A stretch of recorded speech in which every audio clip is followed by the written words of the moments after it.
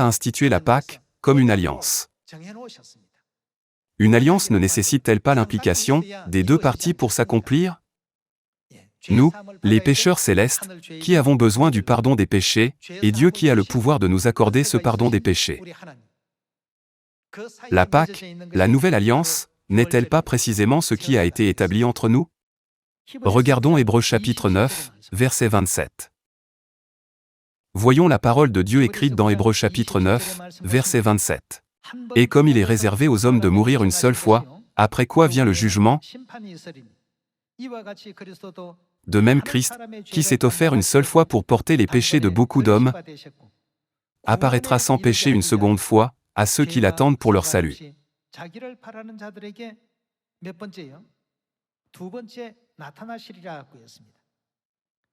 Alors, qu'apporte-t-il à l'humanité pour le pardon des péchés, lorsqu'il vient une seconde fois?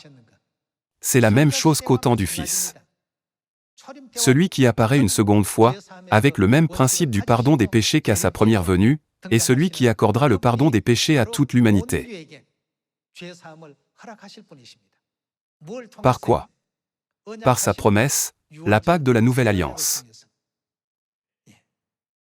Jésus a prêché la vérité du salut, par laquelle l'humanité pouvait recevoir le pardon des péchés, a accompli son ministère pendant 3 ans et demi, et est monté au ciel.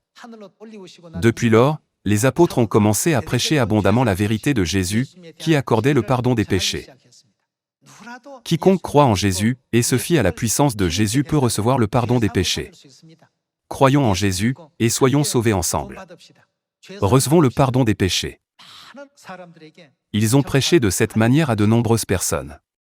Par conséquent, à l'époque du Saint-Esprit, nous devons également comprendre clairement, et prêcher l'Esprit et l'Épouse, notre Dieu qui est venu sur cette terre. Nous devons croire en eux, pour recevoir le pardon des péchés. Crois au Seigneur Jésus, et tu seras sauvé, toi et ta famille. Être sauvé, ne signifie-t-il pas recevoir le pardon des péchés? Ainsi, au temps du Saint-Esprit aussi, ceux qui ne croient pas en l'Esprit, et en l'Épouse, Père Céleste et Mère Céleste, ne peuvent jamais recevoir le pardon des péchés. C'est la conclusion à laquelle nous pouvons arriver, après avoir examiné l'histoire du temps du Fils. La Bible ne dit-elle pas qu'il viendra une seconde fois, pour accorder le pardon des péchés à l'humanité, avec la vérité de la Nouvelle Alliance? Ainsi, lors de sa seconde venue, nous ne pouvons pas recevoir le pardon des péchés, sans nous appuyer sur son nom. Alors, selon le prophète Ésaïe, quel sera le nom que le peuple de Dieu connaîtra? Il est écrit que le peuple de Dieu connaîtra le nom de Dieu. Ce sont eux qui méritent d'être pardonnés de leurs péchés. Dire simplement « Seigneur, Seigneur » ne signifie pas que nous sommes automatiquement pardonnés de nos péchés. C'est pourquoi Jésus a souligné cela à plusieurs reprises dans Matthieu chapitre 7. Il dit « Ceux qui me disent « Seigneur, Seigneur » n'entreront pas tous dans le royaume des cieux, mais seulement celui qui fait la volonté de mon Père, qui est dans les cieux. » En d'autres termes, nous ne pouvons pas entrer dans le royaume des cieux en étant chargés de péché. Nous devons recevoir le pardon des péchés. Cependant, pouvons-nous, en tant qu'êtres humains pécheurs, être purifiés par nos propres efforts et mérites? Puisque nous ne le pouvons pas, de quoi avons-nous besoin? Nous avons besoin de la promesse de Dieu, qui pardonne nos péchés. De quoi Dieu s'est-il servi pour nous pardonner? Il l'a accompli par une alliance. Cette alliance est la nouvelle alliance mentionnée dans Luc chapitre 22. Pour accomplir l'alliance, Dieu dit, « Cette coupe est mon sang, le sang de l'alliance, qui est répandu pour beaucoup, pour le pardon des péchés, indiquant ainsi que la vérité de la Pâque doit être incluse dans la nouvelle alliance. » Alors, confirmons que Dieu utilise cela pour affirmer son identité en allant à Jérémie chapitre 31. Voyons Jérémie chapitre 31 verset 31. « Voici, les jours viennent, dit l'Éternel, où je ferai avec la maison d'Israël et la maison de Juda une alliance nouvelle. » L'Éternel a clairement dit que lorsque nous verrons celui qui fait la nouvelle alliance, nous devrions reconnaître son identité. Qui est-il?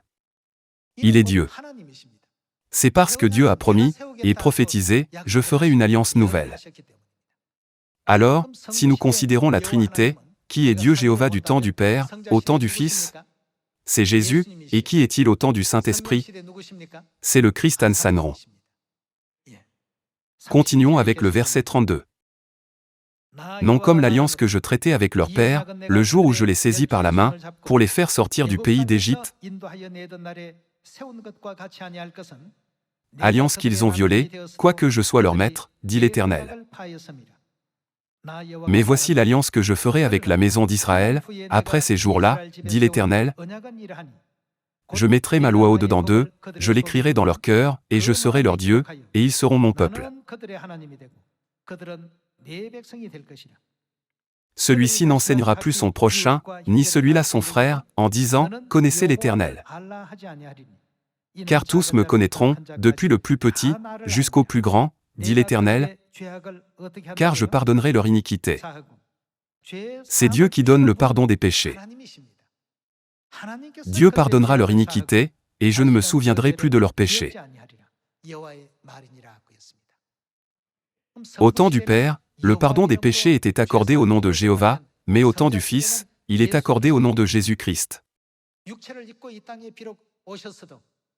Bien qu'il soit venu sur cette terre en chair, Dieu a décrété par son nom que tous les péchés seraient pardonnés, et que quiconque croit en lui, recevrait le pardon des péchés.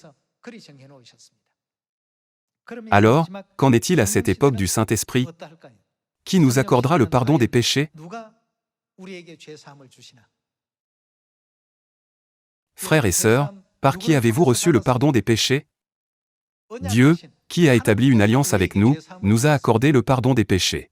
Cependant, Dieu n'a-t-il pas accordé le pardon des péchés à tous, par la vérité de la Pâque de la Nouvelle Alliance, qu'il avait promise? Qui nous a éclairés et enseigné la vérité de la Pâque de la Nouvelle Alliance? C'est Père Céleste, le Christ Ansanron, et qui apparaîtrait avec lui? Notre Mère Céleste, la Nouvelle Jérusalem, qui est l'épouse de l'Esprit. Qu'est-ce que l'Esprit et l'Épouse ont dit qu'ils donneraient à toute l'humanité? Ils ont promis de donner la vie, c'est-à-dire la vie éternelle.